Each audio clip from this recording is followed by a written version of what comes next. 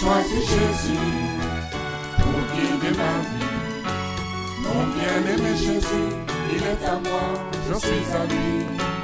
J'ai choisi Jésus pour guider ma vie. Mon bien-aimé Jésus, il est à moi, je suis à lui. J'ai choisi Jésus pour guider ma vie. Mon bien-aimé Jésus, il est à moi, je suis à lui. J'ai choisi Jésus pour guider ma vie. Mon bien-aimé Jésus, il est à moi, je suis à lui.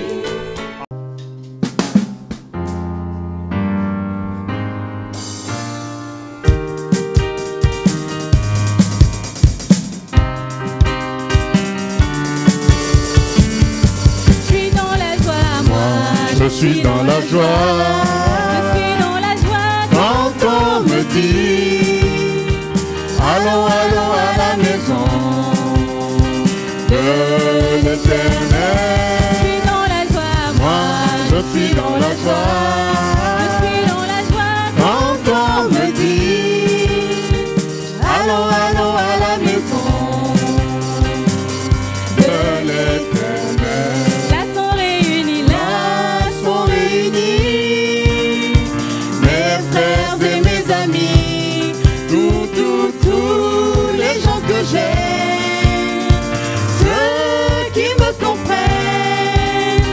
C'est ici que je suis bien, c'est ici que je suis bien. Moi je suis dans la joie, quand on me dit allons, allons à la maison de l'Éternel. Je suis dans la joie, moi je suis dans la joie, quand on me dit allons, allons à la maison de l'Éternel. Là sont réunis, mes frères et mes amis, tous les gens que j'aime, ceux qui me comprennent. C'est ici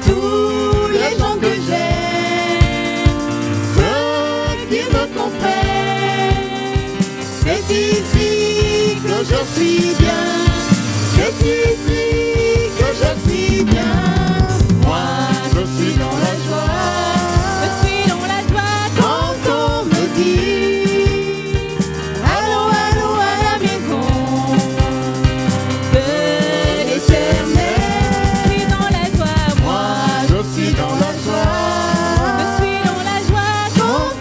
Moi je suis dans la joie, quand on me dit allons, allons à la maison de l'Éternel. là sont réunis, mes frères et mes amis, tous les gens que j'aime, ceux qui me comprennent. C'est ici que je suis bien, c'est ici que je suis bien. Moi je suis dans la joie, quand on me dit allons, allons à la maison de l'Éternel. je suis dans la joie, Moi je suis dans la joie, quand on me dit allons, allons à la maison de l'Éternel. allons, Allons, allons à la maison de l'Éternel. allons, Allons, allons à la maison de l'Éternel. allons, Allons, allons à la maison de l'Éternel.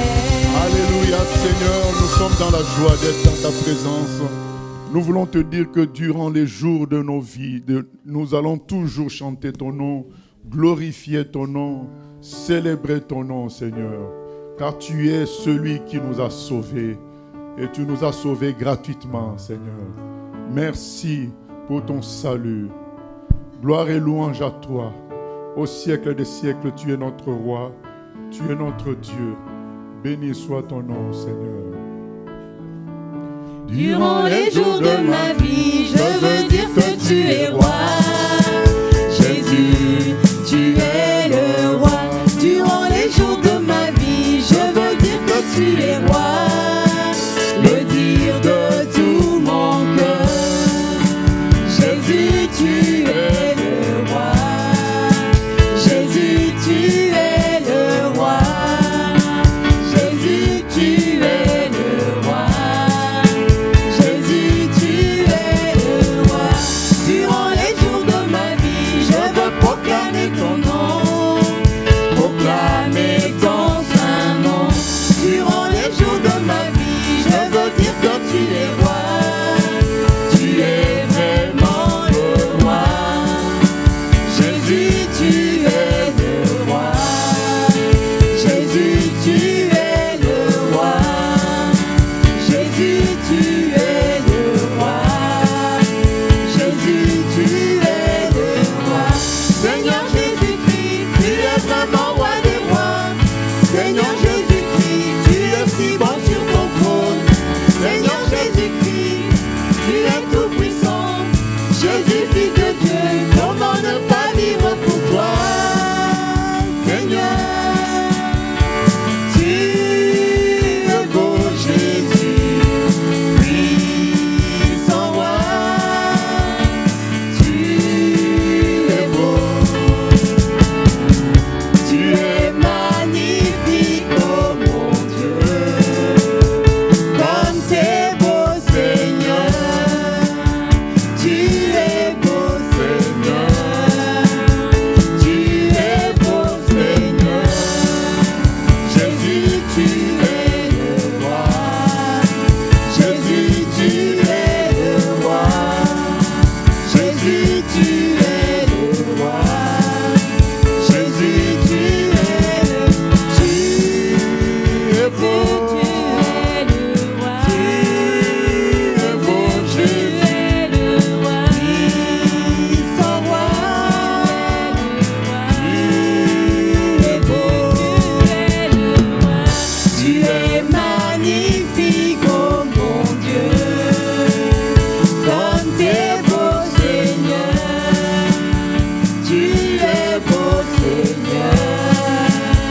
Tu es beau, Seigneur. Jésus, tu es le roi. Jésus, tu es le roi. Jésus, tu es le roi. Jésus, tu es le roi. Alléluia. Merci Seigneur pour ta présence, ta bonté, ta bienveillance. Conduis-nous Seigneur dans ta parole et que tout soit fait pour ta gloire. Amen.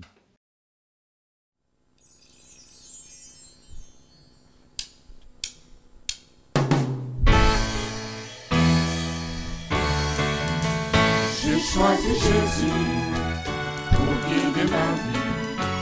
Mon bien-aimé Jésus, il est à moi, je suis à lui.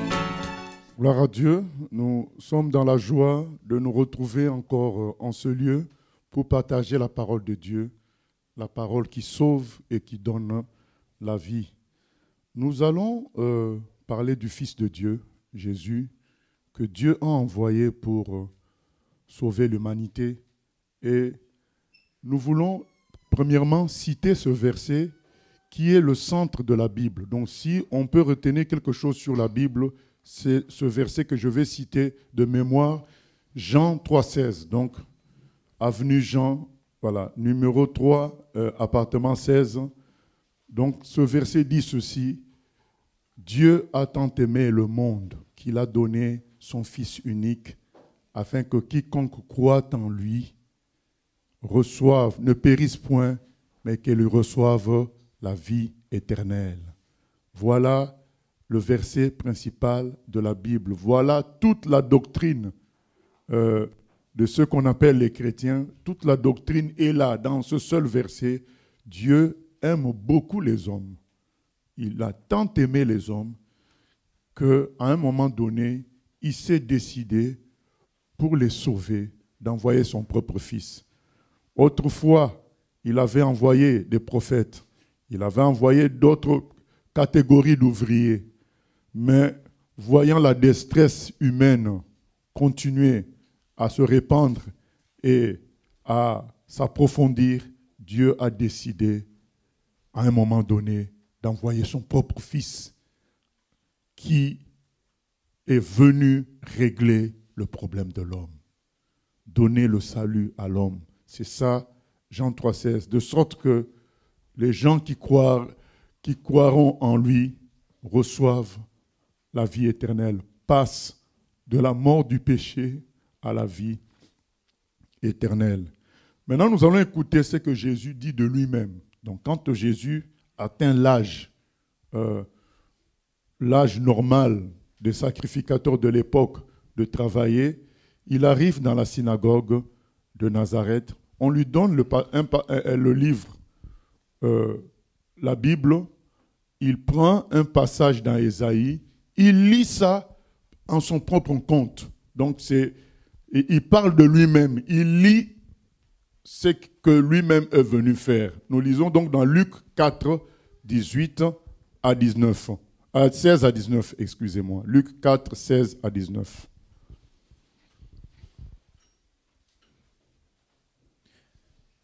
Il se rendit à Nazareth, où il avait été élevé. Et, selon la coutume, il entra dans la synagogue le jour du sabbat. Il se leva pour faire la lecture, et on lui remit le livre du prophète Ésaïe. L'ayant déroulé, il trouva l'endroit où il était écrit. « L'Esprit du Seigneur est sur moi, parce qu'il m'a oint pour annoncer une bonne nouvelle aux pauvres. Il m'a envoyé pour guérir ceux qui ont le cœur brisé, pour proclamer aux captifs la délivrance et aux aveugles le recouvrement de la vue, pour renvoyer libres les opprimés, pour publier une année de grâce du Seigneur. » Amen. Jésus déclare sa mission. Sa mission, c'est annoncer une bonne nouvelle aux pauvres. Donc, on voit la mission de Dieu, la mission du Fils de Dieu, qui est de dire aux pauvres, c'est fini.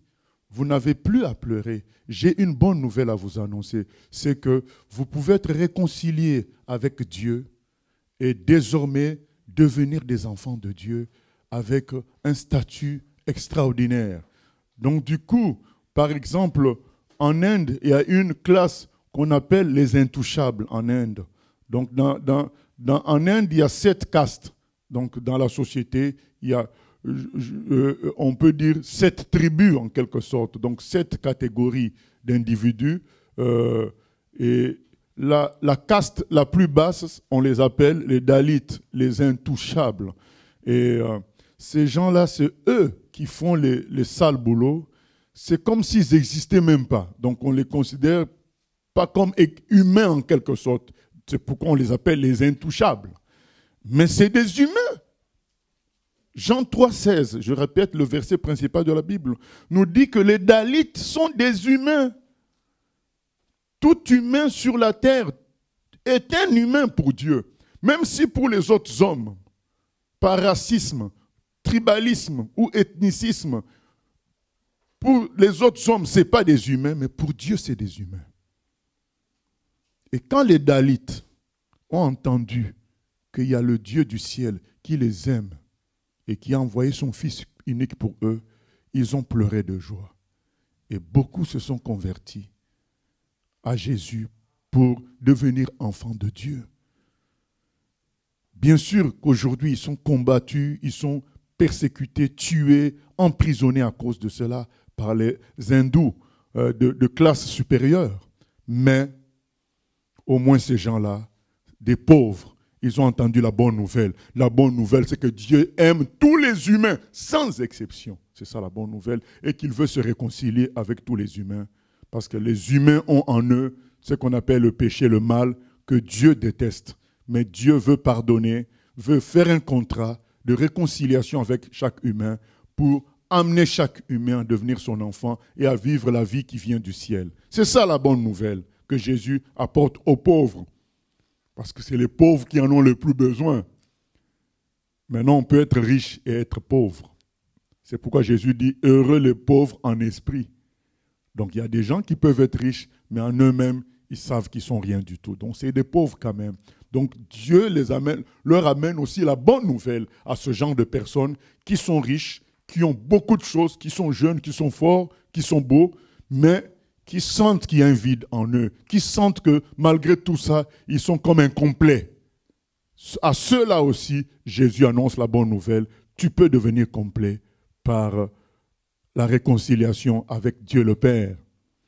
Et nous lisons, nous continuons.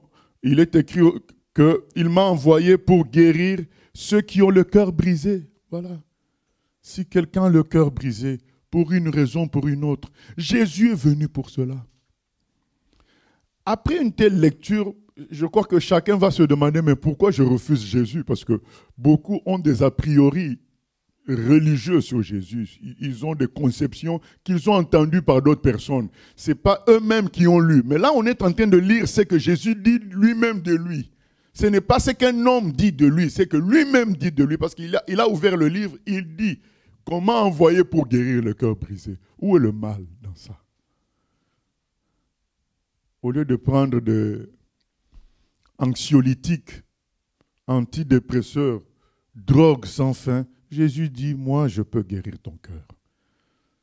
C'est moi qui ai fabriqué le cœur. Je sais comment guérir le cœur.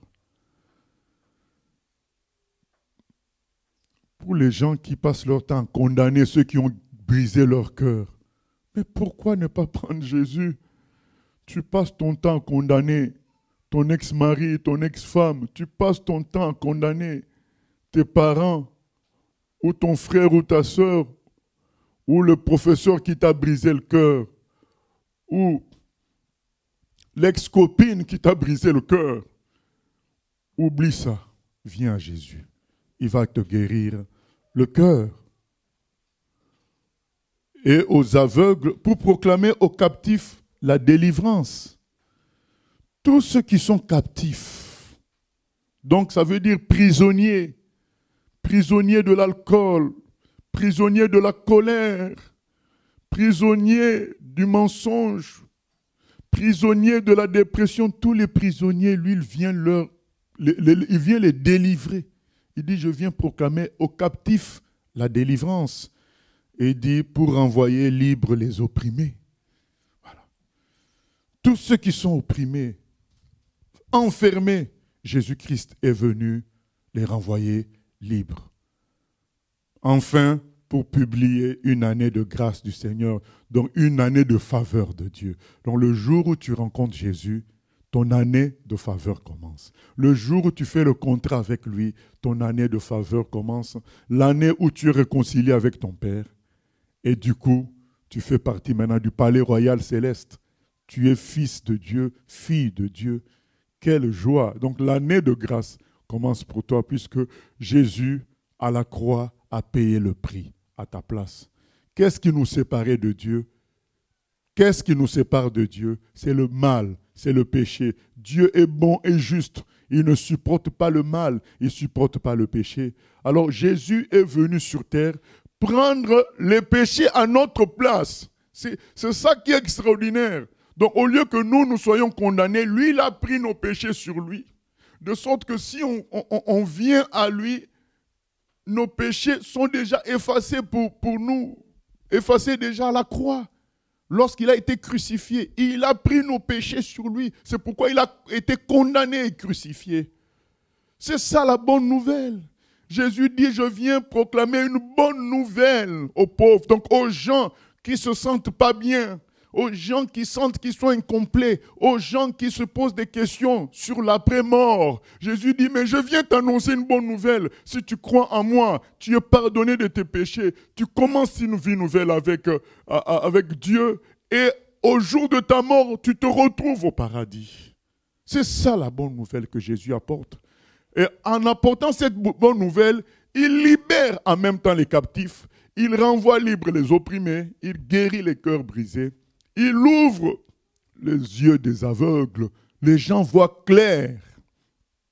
Les gens voient clair. Parce qu'avant Jésus, tu ne vois pas clair, tu vois flou. Tu ressembles à l'astronome qui regarde les étoiles, qui ausculte les étoiles, mais qui tombe dans un trou. C'est ce que sont les hommes qui parlent trop, qui discutent sur Dieu sans regarder à leur propre état à eux, à leur propre mal-être. Ils veulent maîtriser Dieu, ils veulent maîtriser les choses qui les dépassent, maîtriser le ciel, mais ils ne regardent pas le trou qui est devant eux et ils y tombent. C'est ça le manque d'intelligence et Jésus vient renouveler notre intelligence pour qu'on voit clair. Le problème se trouve chez nous. C'est nous qui souffrons de maladie. C'est nous qui souffrons de péché. C'est nous qui mourrons. Dieu, lui, il existe. Il existera toujours, il est éternel. Ne cherchons pas à le maîtriser, à le contrôler, à faire des théories sur lui. Le problème, c'est nous. Jésus vient nous dire, le problème, c'est toi. Regarde à toi. Tu juges Dieu, mais Dieu, tu ne le vois même pas. Tu juges quelqu'un que tu ne vois même pas. Regarde à toi-même. Toi, tu es bien vivant.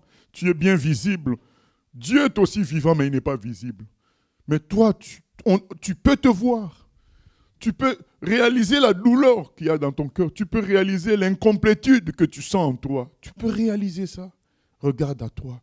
Au lieu de trop discuter sur Dieu, commence par regarder à toi. C'est ce qui a sauvé un homme à la croix. Quand Jésus a été crucifié, il avait un voisin à la croix qui était crucifié. Il y avait deux voisins même. Il y a un voisin qui injuriait Jésus, qui disait, mais tu te prétends fils de Dieu, mais tu te retrouves à la croix.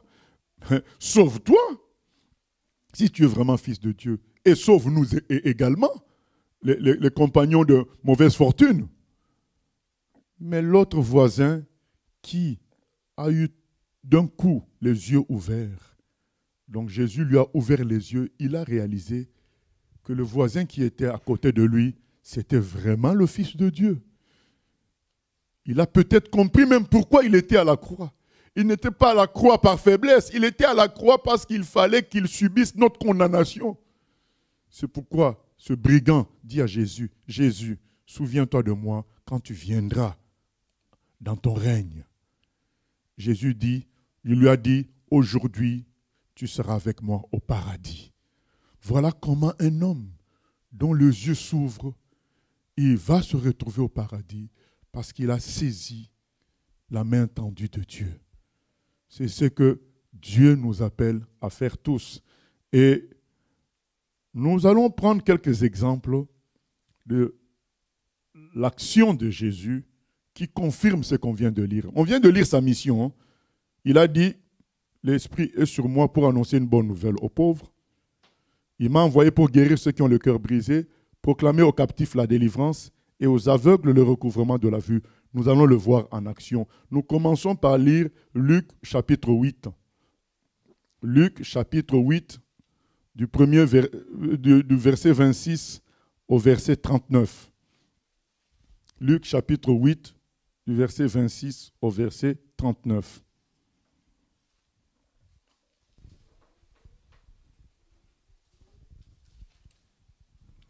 Ils abordèrent dans le pays des Géraséniens, qui est vis-à-vis de la Galilée. Lorsque Jésus fut descendu à terre, il vint au-devant de lui un homme de la ville, qui était possédé de plusieurs démons.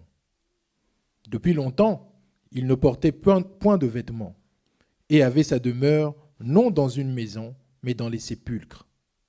Ayant vu Jésus, il poussa un cri, se jeta à ses pieds, et dit d'une voix forte, « Qu'y a-t-il entre moi et toi, Jésus, Fils du Dieu très haut? Je t'en supplie, ne me tourmente pas. » Car Jésus commandait à l'esprit impur de sortir de cet homme, dont il s'était emparé depuis longtemps. On le gardait lié de chaînes et les fers aux pieds. Mais il rompait les liens et il était entraîné par le démon dans les déserts. Jésus lui demanda, « Quel est ton nom ?»« Légion, répondit-il, car plusieurs démons étaient entrés en lui. Et il priait instamment Jésus de ne pas leur ordonner d'aller dans l'abîme. Il y avait là, dans la montagne, un grand troupeau de pourceaux qui paissaient. Et les démons supplièrent Jésus de leur permettre d'entrer dans ces pourceaux. Il le leur permit. Les démons sortirent de cet homme, entrèrent dans les pourceaux, et le troupeau se précipita des pentes escarpées dans le lac et se noya. Ceux qui les faisaient paître, voyant ce qui était arrivé, s'enfuirent et répandirent la nouvelle dans la ville et dans les campagnes. Les gens allèrent voir ce qui était arrivé. Ils vinrent auprès de Jésus et ils trouvèrent l'homme de qui étaient sortis les démons assis à ses pieds, vêtu et dans son bon sens. Et ils furent saisis de frayeur. Ceux qui avaient vu ce qui s'était passé leur racontèrent comment le démoniaque avait été guéri. Tous les habitants du pays des Géraséniens prièrent Jésus de s'éloigner d'eux, car ils étaient saisis d'une grande crainte. Jésus monta dans la barque et s'en retourna.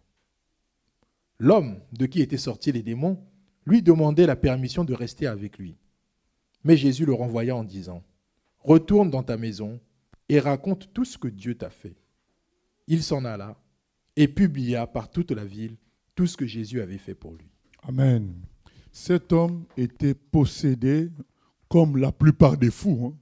La folie, ça va avec les démons. Donc c'est des démons qui perturbent les gens dans leur tête. Ils sont tellement perturbés qu'ils ne se rendent plus compte de la réalité physique. Ils sont dans deux mondes à la fois. Et cet homme en était arrivé à dormir dans les tombeaux. Il passait son temps dans les cimetières. Il était enchaîné tellement il était fou. Mais nous venons de lire, Jésus dit que Dieu l'a envoyé pour libérer les captifs. Il est le Fils de Dieu. Il a l'autorité de libérer n'importe qui. Vous savez, le fils du PDG a l'autorité dans l'entreprise. Il peut te démettre parce que c'est l'entreprise de la famille. C'est le fils du patron. Et Jésus avait autorité sur tous ces démons-là. Il arrive, il voit cet homme enchaîné, abandonné à lui-même, rempli de démons. Jésus chasse les démons. Et cet homme retrouve son bon sens. Quel miracle extraordinaire! Cet homme, automatiquement, il s'attache à Jésus. Jésus lui dit, va dire à tous les humains qu'ils peuvent bénéficier de la grâce de Dieu, qu'ils se tournent vers Dieu, qu'ils ne continuent pas à se vautrer dans leur misère. Combien n'y a-t-il pas de gens qui souffrent de démence aujourd'hui? Dernièrement, il y a le grand acteur anglais Sean Connery qui est mort. Et sa femme racontait qu'il avait souffert de 4 ans de démence. Donc elle a dû endurer 4 ans de démence de son mari. 4 ans. Et elle disait même au médecin, mais donnez-lui même s'il lui faut de la marijuana pour que ça le calme. Le Sean Connery qu'on voyait costaud, beau, fort, intelligent, riche, mais il a connu 4 ans de démence. Mais il suffisait qu'il connaisse Jésus, il suffisait qu'il se donne à Jésus. Voyez cet homme, comment il est libéré. Mais les humains, par orgueil, ils continuent à souffrir. Et l'orgueil les enfonce dans la souffrance au lieu de s'humilier, de recevoir la vie éternelle gratuitement. Et voilà que cet homme de Gadara a été libéré. Vous savez combien de gens souffrent de folie liée aux stupéfiants? Est-ce que vous avez déjà assisté à la crise de quelqu'un à qui il lui manque sa dose de stupéfiants? C'est horrible. C'est horrible de voir des gens faire 1 semaine sans manger parce que c'est des gens qui n'ont plus l'appétit. Ce qui compte pour eux, c'est la dose. Ils ne mangent plus. C'est la dose. Ils sont devenus maigres. La peau change de couleur. Des loques humaines. Il y en a combien? Et Jésus dit, je suis venu libérer toutes ces personnes-là. Mais il ne force personne. Il le dit. Que celui qui veut être libre vienne à lui. Il dit, venez à moi, vous tous qui êtes fatigués, chargés. cet homme, malgré sa folie, il s'est approché quand même de Jésus. C'est comme ça qu'il a été libéré.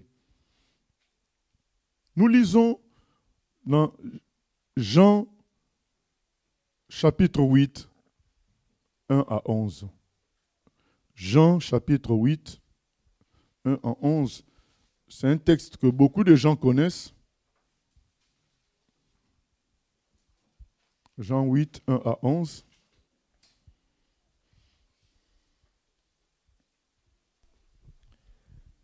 Jésus se rendit à la montagne des Oliviers. Mais dès le matin, il alla de nouveau dans le temple, et tout le peuple vint à lui. S'étant assis, il les enseignait. Alors, les scribes et les pharisiens emmenèrent une femme surprise en adultère. Et, la plaçant au milieu du peuple, ils dirent à Jésus, « Maître, cette femme a été surprise en flagrant délit d'adultère. Moïse, dans la loi, nous a ordonné de lapider de telles femmes. Toi, donc, que dis-tu » Il disait cela pour l'éprouver, afin de pouvoir l'accuser. Mais Jésus, s'étant baissé, écrivait avec le doigt sur la terre. Comme il continuait à l'interroger, il se releva et leur dit, « Que celui de vous qui est sans péché jette le premier la pierre contre elle. » Et s'étant de nouveau baissé, il écrivait sur la terre. Quand ils entendirent cela, accusés par leur conscience, ils se retirèrent un à un, depuis les plus âgés jusqu'au dernier. Et Jésus resta seul avec la femme qui était là, au milieu. Alors, s'étant relevé, et ne voyant plus que la femme, Jésus lui dit, « Femme, où sont ceux qui t'accusaient ? Personne ne t'a-t-il condamné ?» Elle répondit, « Non, Seigneur. » Et Jésus lui dit, « Je ne te condamne pas non plus. Va et ne pêche plus. » Voilà, je ne te condamne pas non plus, va et ne pêche plus. Dieu n'est pas d'accord avec le péché. Il n'est pas d'accord avec le mal parce que le mal détruit. Qui peut être d'accord avec quelque chose qui détruit? Qui peut être d'accord avec du poison? Même si c'est un poison sucré. Même si c'est un poison avec le goût de poulet rôti. Mais après, ça tue. Le problème, c'est la suite. Donc, ça veut dire que si un poison ressemble à du poulet, tu vas le prendre, quoi? Non. Le péché, parfois, ressemble à ça. Ça ressemble à du poulet rôti. Ça ressemble à un gâteau au caramel. Ça ressemble à ça, mais le problème, c'est qu'il est empoisonné. C'est ça le mal. On se dit, je suis libre. Je peux tromper mon mari, je peux tromper ma femme, je suis libre. Mais oui, mais il y a des conséquences. Vous séparez des familles, vous détruisez, vous créez des gens brisés dans leur cœur, vous brisez des cœurs. Vous faites souffrir des gens. On dit, je suis libre de prendre de la cocaïne. Mais oui, mais après, ta santé se détériore. Tu meurs et tu laisses 4 enfants orphelins. Est-ce que c'est ça une bonne chose? Non. Le péché peut prendre de bonnes apparences, mais ce n'est pas bon. Et surtout, la force du péché, c'est que ça rend esclave la personne qui le commet. Tu ne peux plus t'en passer.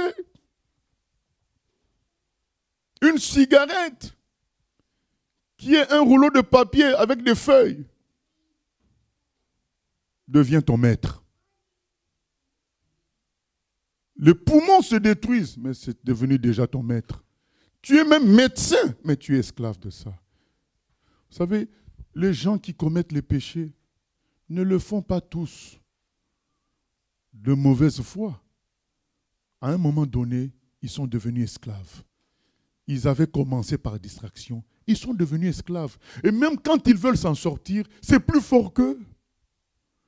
Et Jésus dit, je suis venu libérer. Je suis venu renvoyer libres les opprimés. Le péché nous opprime, ça opprime les humains. Il y a des gens qui sont opprimés par le péché d'orgueil. Ils ne supportent pas d'avoir tort. Il faut qu'il ait raison dans tous les dossiers, dans tous les domaines, dans toutes les discussions, dans tous les échanges. Il faut qu'elle ait ou qu'il ait raison toujours. C'est l'orgueil. Et quand on lui demande qu'il n'a pas raison, il se fâche. Et il veut par la colère comme se donner raison encore. Et ça peut conduire à quoi? À des divorces. Ça peut conduire à quoi? À des bagarres. On a vu dernièrement un jeune de 15 ans qui tue un autre avec une arme. Juste parce qu'il veut prouver qu'il est quelqu'un. On veut avoir raison. On voit aujourd'hui ce que j'appelle des courages des poltrons. Des jeunes, ils peuvent être à 15 contre une seule personne. Ça, c'est des poltrons, mais ils ne s'en rendent pas compte. Comment vous pouvez être 15 contre une seule personne? Tout ça, c'est la colère. La colère rend fou. On n'y réfléchit plus. 15 sur une seule personne. Il n'y a même plus l'honneur de faire un duel. Il n'y a plus même cet honneur-là. Cet honneur a été effacé. Donc, il y a juste la colère de faire du mal à l'autre. Ça, c'est l'esclavage du péché. Ces gens-là, pendant qu'ils font tout ça, ils sont comme fous. Ils sont comme drogués par l'orgueil, drogués par le mal. Et Jésus dit, je suis venu vous libérer de cela.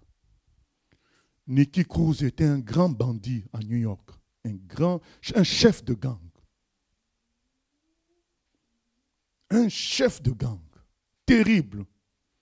Et un jour, un gang rival a mené une expédition de vengeance.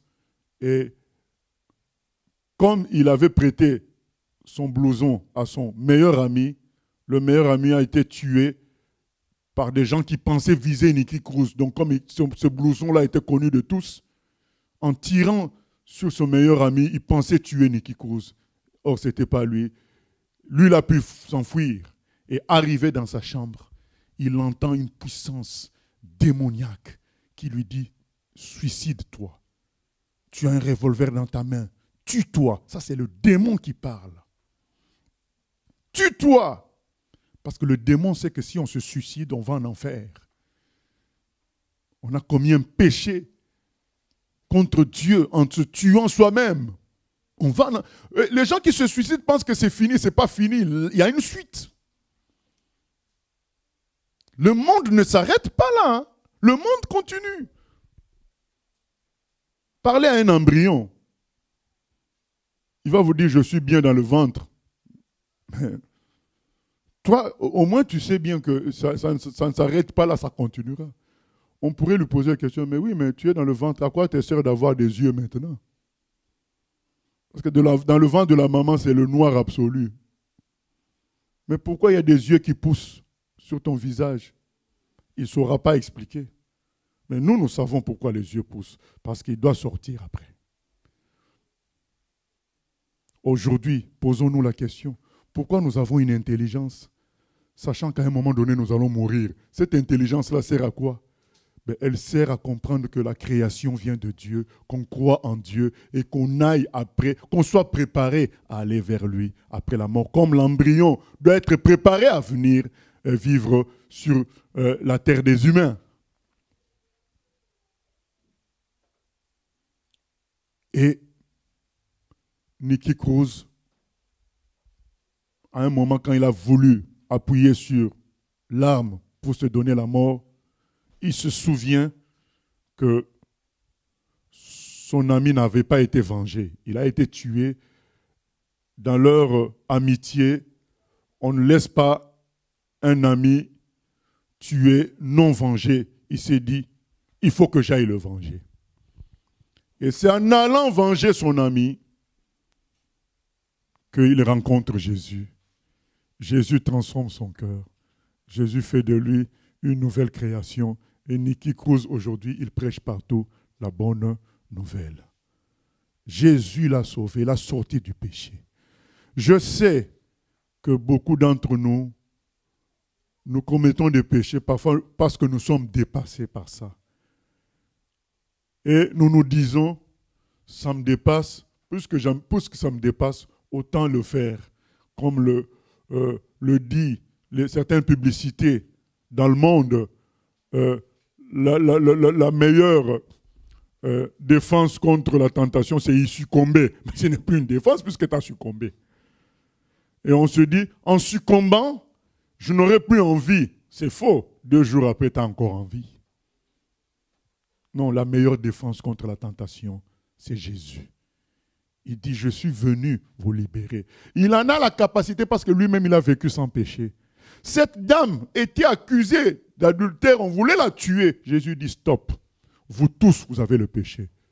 Il n'y a aucun parfait sur terre. Nous tous, nous sommes des hommes pécheurs. Et Jésus dit, aucun d'entre nous ne peut condamner l'autre. Nous tous, nous devons nous humilier devant Dieu. Et quand Jésus a dit que celui qui n'a jamais péché lui jette la première pierre, tous ils ont fui. Mais pourtant, c'était des grands religieux. Il y avait des prêtres, il y avait des docteurs de la parole, des docteurs de la loi. Mais ils ont fui parce qu'ils ont reconnu en eux qu'ils avaient le péché aussi et qu'ils ne méritaient pas de lapider cette dame parce qu'eux-mêmes, ils avaient le péché en eux. Jésus dit, tout le monde a le péché. Mais Jésus dit à cette dame, mais moi, je vais m'en aller à la croix. Je vais mourir pour le péché de tous les humains. Si tu crois en moi, tu es considéré comme innocent puisque moi j'ai pris tes péchés. Et c'est pourquoi il dit à la dame, je ne te condamne pas. Ce n'est pas pourquoi Jésus ne condamne pas la dame. Ce n'est pas par sympathie. Ce n'est pas parce que il a voulu la favoriser, non. Parce que Jésus a pris les péchés de cette dame et il va en mourir. Il va mourir de cela à la croix. Il y a eu remplacement, il y a eu substitution. Il a pris les péchés de cette dame à son compte, à lui, de sorte que lui va être condamné à la place de la dame, comme il a fait pour nous tous. Il a pris nos péchés. Et il a été condamné à notre place. Mais il ne suffit pas de le savoir. Il faut accepter d'entrer dans ce nouveau contrat avec Jésus, où on accepte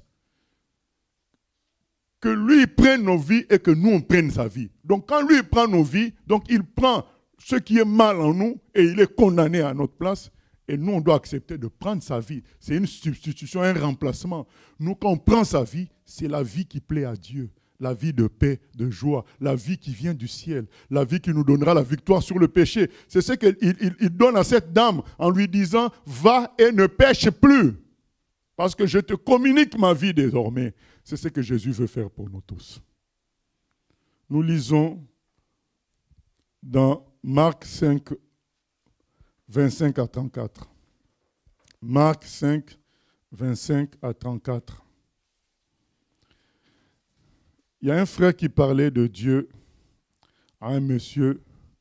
Et le monsieur a dit, moi je ne crois plus en Dieu. Mon fils, depuis l'âge de 5 ans, il a une maladie orpheline qui nous fait souffrir tous. Si Dieu existait, pourquoi de telles maladies? Mais ces maladies ne viennent pas de Dieu. Ces maladies viennent du péché qu'il y a sur la terre. La terre a été polluée par le péché commis par notre premier ancêtre, à qui Dieu avait confié la terre et l'univers. Et cet ancêtre Adam, en ayant péché ainsi, il a contaminé tout l'univers parce que c'était à lui que ça avait été remis. Il nous a contaminés, nous tous. Donc, le mal qu'il y a dans le monde, ça ne vient pas de Dieu, ça vient de la désobéissance de l'homme. Le premier homme n'a pas voulu se soumettre à Dieu. Et en péchant, il a, par héritage, transmis à nous tous le syndrome du mal. Et les conséquences, c'est les éruptions, les tremblements de terre, les viols, les vols, le terrorisme, c'est les conséquences du mal qu'il y a dans le monde. Ce n'est pas la faute de Dieu. Au contraire, Dieu nous aime, il nous envoie son Fils régler ce problème-là.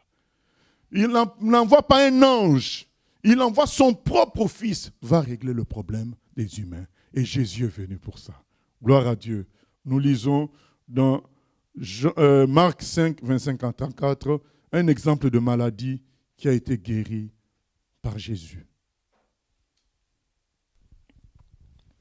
Or, il y avait une femme atteinte d'une perte de sang depuis 12 ans.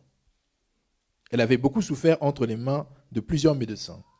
Elle avait dépensé tout ce qu'elle possédait et elle n'avait éprouvé aucun soulagement, mais était allée plutôt en empirant. Ayant entendu parler de Jésus, elle vint dans la foule par derrière et toucha son vêtement, car elle disait, « Si je puis seulement toucher son vêtement, je serai guérie. Au même instant, la perte de sang s'arrêta. Et elle sentit dans son corps qu'elle était guérie de son mal. Jésus connut aussitôt en lui-même qu'une force était sortie de lui.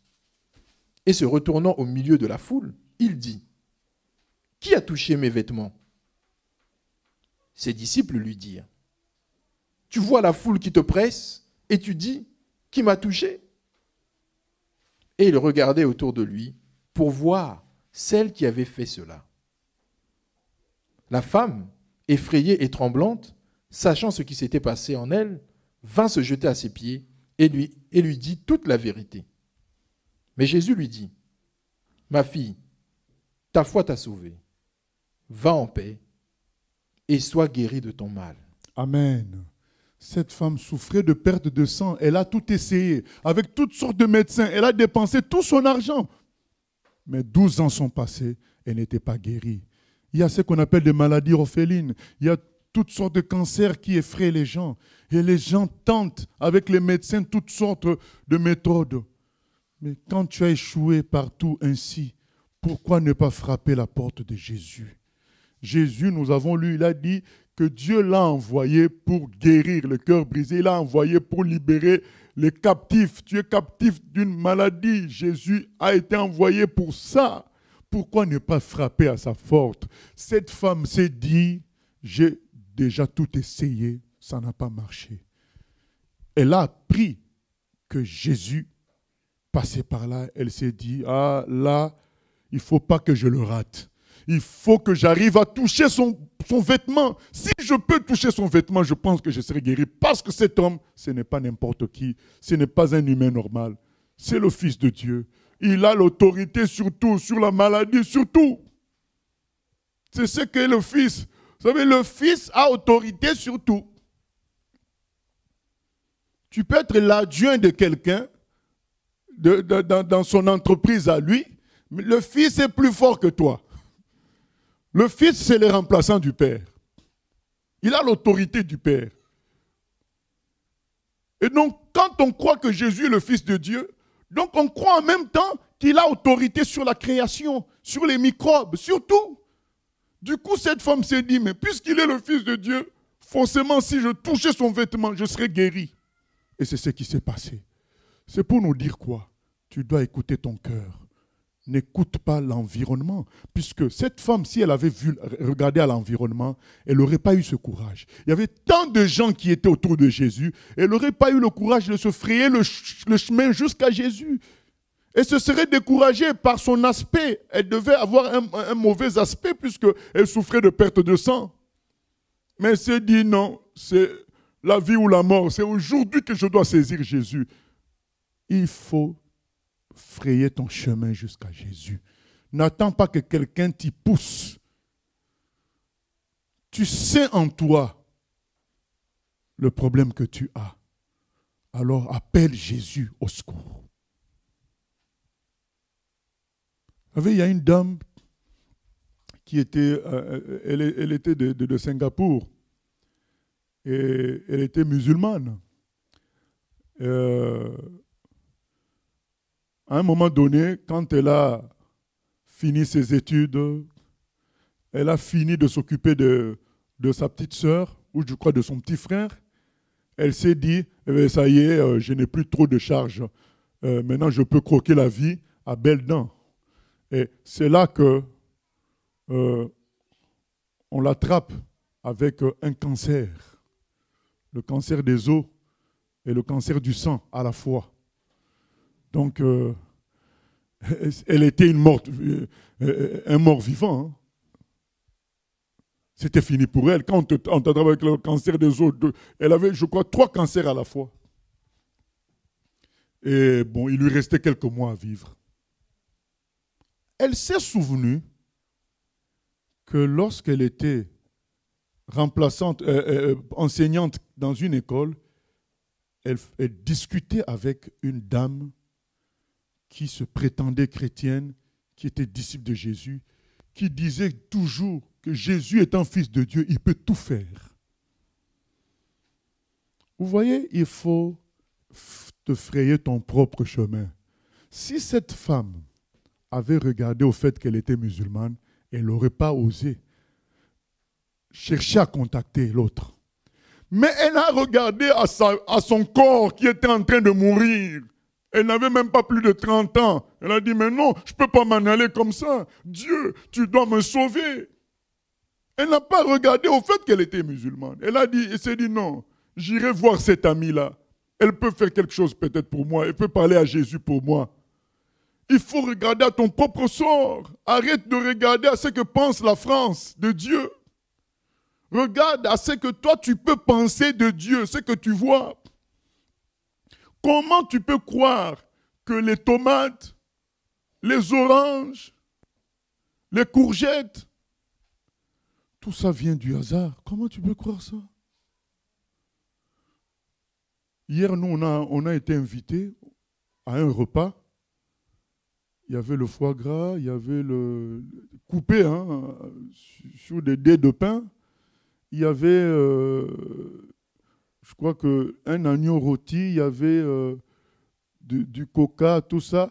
Bon, imaginez que vous arriviez sur ce banquet-là, on vous dit, tu vois le banquet là, tout ça vient du hasard. On s'est réveillé le matin, on a vu ça là. Est-ce que vous allez croire? Vous allez dire, arrête avec tout ce que tu dis là. Alors, vous savez qu'il y a un banquet qui est meilleur que celui qu'on a mangé hier. C'est les tomates, les oranges, la salade, tout ça. Donc tout ça, c'est encore plus perfectionné que le repas que nous avions mangé hier. Et vous allez dire que ce banquet merveilleux que la nature nous propose, le miel, et tu manges le miel, tu mets dans le thé, tu mets dans le pain, mais c'est la salive d'abeille. Mais pour une fois, une salive devient positive. Mais tout ça, c'est le cadeau de Dieu. Plus fort que le sucre, le miel. Plus bon que le sucre. C'est le cadeau de Dieu. C'est le banquet. On a un banquet devant nous. Le lait. On a un banquet devant nous. On a les fleurs de tournesol qui se tournent vers le soleil. Donc c'est... on a tout ça devant nous et tu vas dire que ben non, mais c'est venu par quoi? Par quoi? Alors dans ce cas, pourquoi tu ne restes pas chez toi et tu attends que la nourriture se fasse toute seule aussi? Que comme tout ça s'est fait seul aussi. Mais non, soyons sérieux, il y a un ouvrier, il y a quelqu'un qui a fait tout ça. Il s'appelle Dieu. Et il a envoyé son fils pour nous sauver. Et cette femme a été sauvée. Si tu es au niveau extrême, sache qu'il y a encore une réponse. C'est Jésus. N'hésite pas. Saisis la parole que Jésus lui-même vient de prononcer. Dieu m'a envoyé pour libérer les captifs. Crie à Jésus et tu verras ce qu'il fera. Cette dame est venue voir la chrétienne. Elles ont prié ensemble. La chrétienne lui a prié, elle a dit, Père, je te remercie de ce que tu ramènes ma soeur dans la maison, que tu l'amènes à Christ. Je te remercie pour la guérison que tu lui donnes. 2 jours après, elle est partie à l'hôpital faire encore d'autres examens. Et on la retient pendant toute une journée. On lui fait faire des examens encore. Et puis à la fin, le médecin principal lui dit, Madame, est-ce que vous avez eu à absorber un traitement quelconque? Quelqu'un a fait quelque chose pour vous? Elle a dit non, je n'ai pas pris de traitement. Le médecin lui dit, mais regardez, les radios, ça c'était il y a 2 jours, quand vous étiez, il y a quelques jours quand vous étiez venu. Mais là, aujourd'hui, voilà les radios qu'on a de votre corps. Et puis, elle remarque une différence totale. Et le médecin lui dit, on ne comprend pas qu'est-ce qui vous a guéri. Et elle s'est souvenue de la prière qu'avait faite la chrétienne. Elle a couru, elle a pris le téléphone pour l'appeler. Dès qu'elle a eu, elle a crié, mais je suis guérie. Elle a dit oui, je savais que Jésus guérissait. Voilà. Et cette dame, comme elle était musulmane, elle s'est dit, mais je vais faire comment avec cette histoire de Jésus, on va me tuer par ma famille. Elle a commencé à prier que Jésus se révèle à elle. Et Jésus s'est révélé à elle et elle a accepté d'affronter sa famille. Elle a avoué qu'elle était maintenant disciple de Jésus. Sa maman a voulu la tuer, mais Jésus est intervenu, ça n'est pas passé. On lui a pris tous ses papiers. Elle était comme, puisque à Singapour, il y a, là où elle habitait, c'est la communauté religieuse qui fixait les papiers. Donc on l'a rendue inexistante. Elle est passée par toutes sortes de souffrances, mais elle savait que Jésus était réel. Elle avait vécu la guérison avec lui. Pour clôturer, nous lisons dans Luc 19, 1 à 10. Luc 19, 1 à 10. On peut être riche, mais savoir qu'on est incomplet, on n'est pas bien. Et c'est l'histoire de ce riche que nous allons écouter. Il s'appelle Zachée. Luc 19.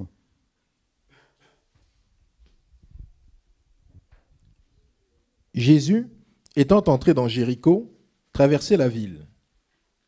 Et voici, un homme riche, appelé Zachée, chef des publicains, cherchait à voir qui était Jésus. Mais il ne pouvait y parvenir à cause de la foule, car il était de petite taille.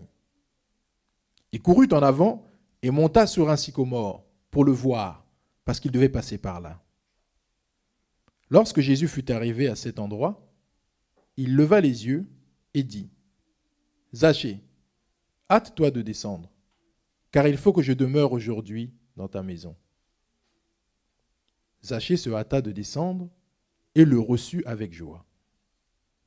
Voyant cela, tous murmuraient et disaient, « Il est allé loger chez un homme pécheur. » Mais Zachée, se tenant devant le Seigneur, lui dit, « Voici, Seigneur, je donne aux pauvres la moitié de mes biens.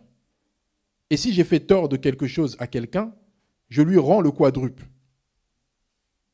Jésus lui dit, « Le salut est entré aujourd'hui dans cette maison, parce que celui-ci est aussi un fils d'Abraham, car le Fils de l'homme est venu chercher et sauver ceux qui étaient perdus. » Amen. Zachée est un homme malfaisant, parce que c'était un grand collecteur, le chef des collecteurs d'impôts. Du coup, il en profitait pour surtaxer le peuple et répartir l'argent entre lui et les Romains qui étaient ses chefs. Vous voyez comment le peuple devait le détester. C'était un juif, mais un traître, puisqu'il servait les Romains. Et il est monté sur un arbre pour voir Jésus. Cet homme était très riche, Zachée. Même si c'était malhonnête, mais il était riche. Il avait du pouvoir dans le pays, mais il avait soif de quelque chose que l'argent ne peut pas donner, ni l'intelligence humaine, ni le pouvoir. C'est ce qu'on appelle le complément de Dieu. Il avait soif de ça. L'être humain est incomplet tant qu'il n'est pas avec Dieu. Il est incomplet parce qu'il a été créé pour être avec Dieu.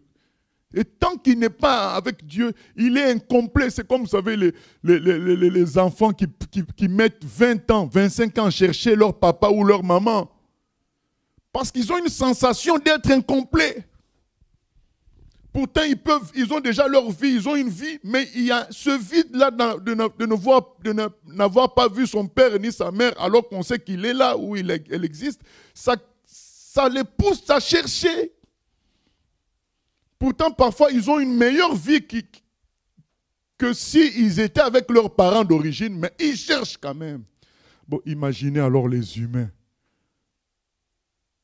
Nous sommes incomplets parce que nous ne voyons pas notre Créateur, celui qui nous a construits. On a tous un manque que l'argent ne comble pas.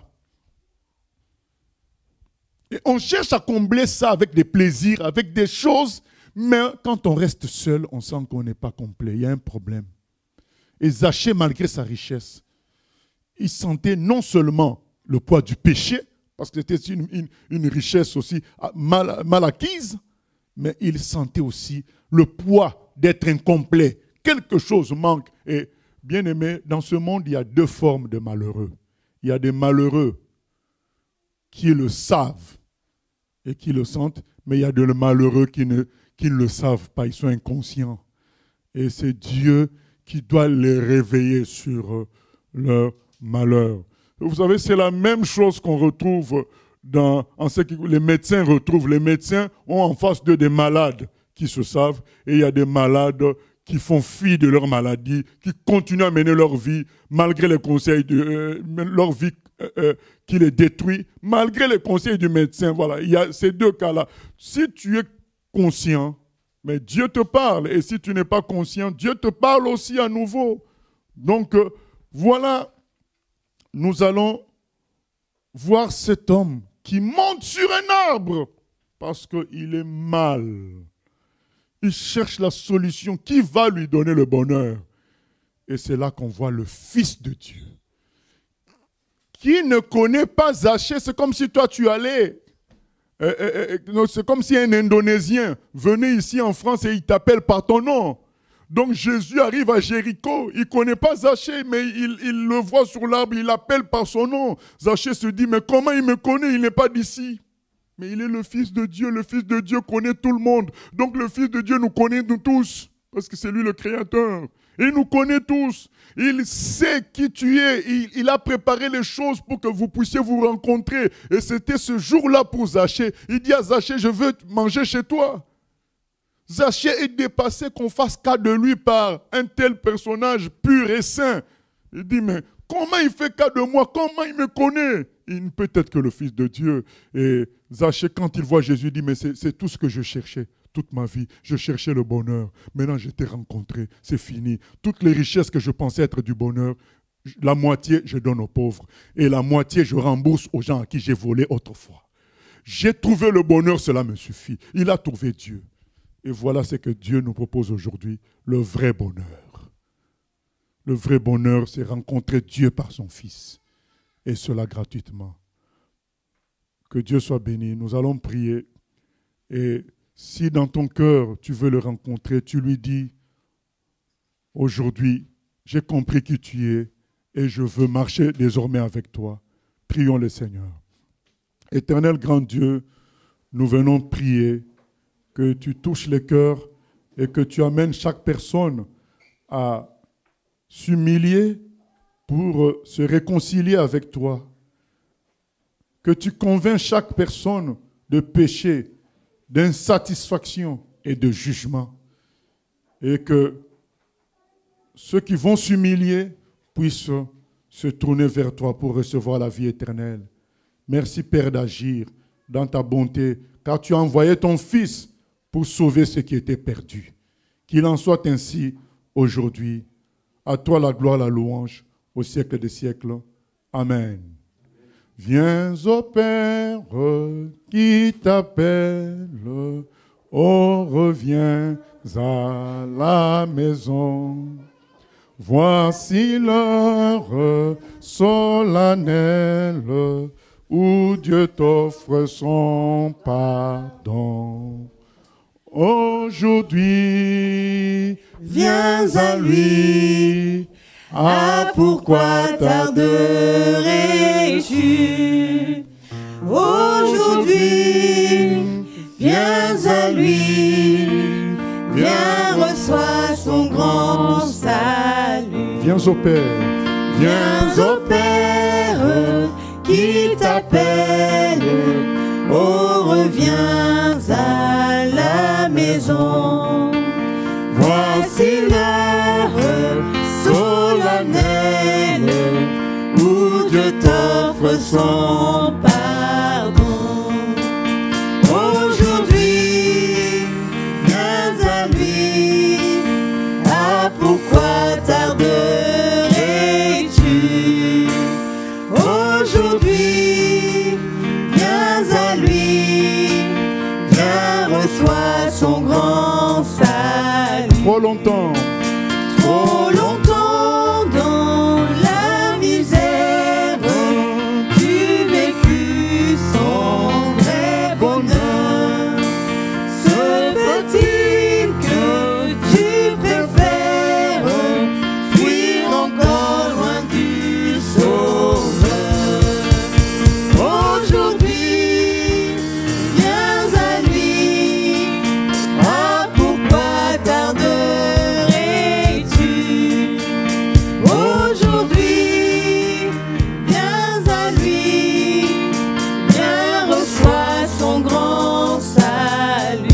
À Jésus. À Jésus dit ta souffrance, parle-lui de ton péché, mais en lui ton espérance, car en lui Dieu t'achète. Aujourd'hui, viens à lui, ah pourquoi tarderais-tu? Aujourd'hui, viens à lui, viens reçois son grand salut. Nous allons accueillir notre frère Antoine qui va nous dire pourquoi il se fait baptiser aujourd'hui.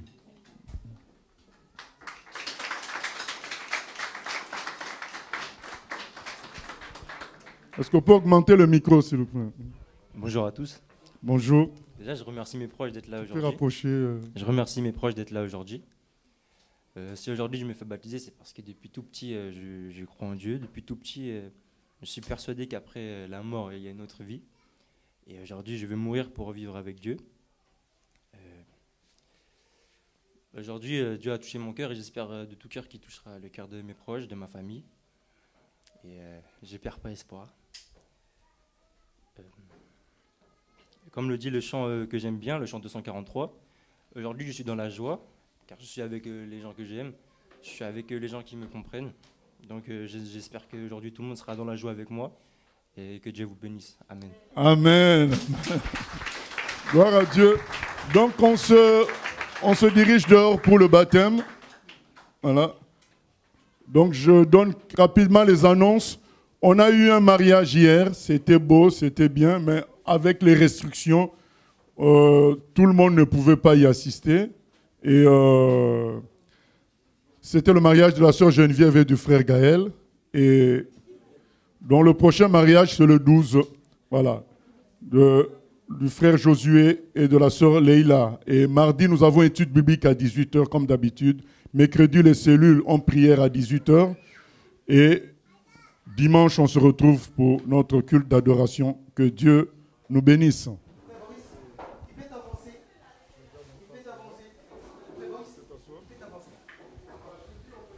Voilà, gloire à Dieu.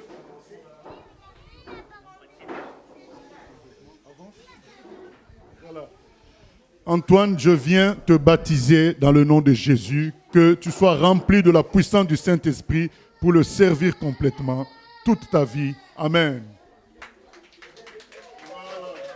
Gloire à Dieu. Quel jour de gloire quand Jésus m'a sauvé. Quel jour de gloire quand Jésus m'a sauvé. Quel jour de gloire quand Jésus m'a sauvé. Quel jour de gloire quand Jésus m'a sauvé. Quel jour de gloire, quel jour de gloire quand Jésus m'a sauvé. Quel jour de gloire quand Jésus m'a sauvé. Quel jour de gloire quand Jésus m'a sauvé. Quel jour de gloire quand Jésus m'a sauvé. Aux choses du passé, je ne veux plus toucher. Aux choses du passé, je ne veux plus toucher. Aux choses du passé, je ne veux plus toucher. Quel jour de gloire quand Jésus m'a sauvé. Quel jour de gloire, quel jour de gloire quand Jésus m'a sauvé. Quel jour de gloire quand Jésus m'a sauvé. Quel jour de gloire quand Jésus m'a sauvé. Quel jour de gloire quand Jésus m'a sauvé. Oh Seigneur, nous te bénissons, nous te glorifions pour l'œuvre que tu as accomplie d'Antoine. Nous prions, Seigneur, qu'il te serve et contribue au salut de beaucoup de personnes. À toi la gloire, la louange au siècle des siècles. Amen. Voilà, que Dieu nous bénisse.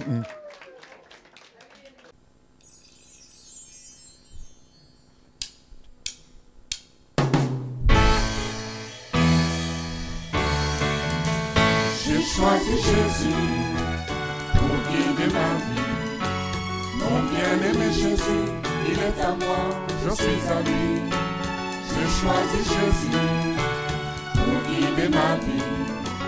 Mon bien-aimé Jésus, il est